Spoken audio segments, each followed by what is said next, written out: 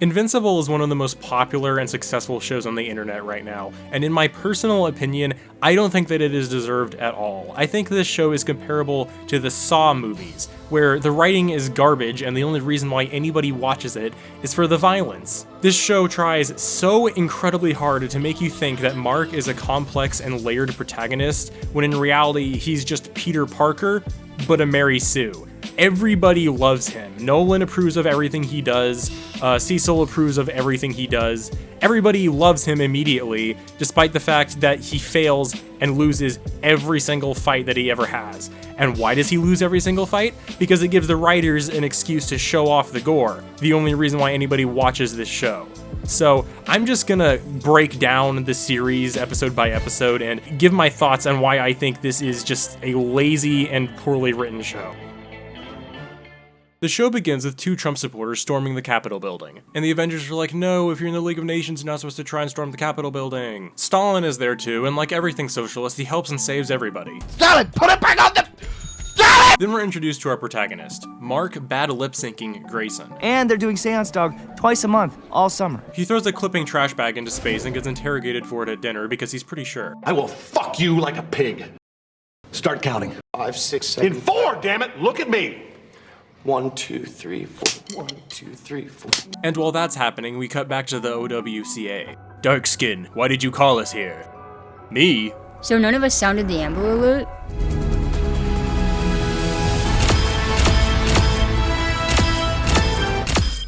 Well, I got lumbago. Stalin was actually going to spare mid-mortal until he remembered that he freed the slaves.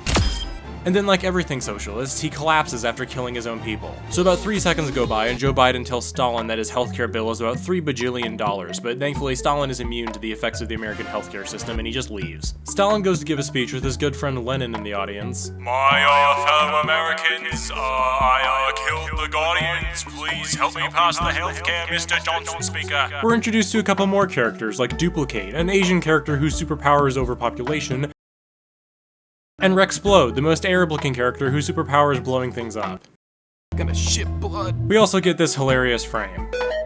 Mark, are you trying to date a black woman? I mean, maybe. I don't really know if Listen very carefully, Mark. Stalin didn't pay his healthcare bill. Okay, but so I need you to convince him to do it, okay? Listen, come on, just help me pay the healthcare, please. Richard Odata steals the last remaining copy of Yeller Feller Endeavor 2, and also these handguns don't eject any spent cases. He brings the copy of YFE2 to none other than Daft Punk, except there's only one of them because the joke doesn't work very well and it's not very funny. Make sure you edit this part out. She's up all night to the sun. We get the 20th goddamn scene of Amber being angry at Mark for saving the planet, but once that's over, he looks for Richard so that he can get his own copy of Blue Dude Bamboozled 2. Oh, you're that guy. That guy?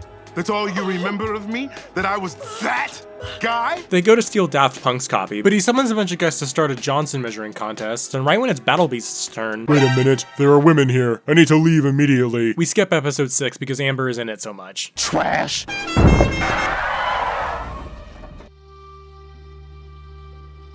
Do you know why I pulled you over today? No, actually, me neither. The show ends with this haunting exchange. Why did you make me do this? You're fighting so you can see everyone around you die! Think, Doofy! You'll outlast every fragile and significant being on this planet, huh? You'll live to see this planet crumble to dust and blow away! Everyone and everything you know will be gone! What will you have after 500 years, Doofy? You, Mickey. I'd still have you. Gorge. Just an astonishing show. I believe that Vince Season 1 is one of the finest shows I've ever seen in my life, and it gets 1.5 stars out of me.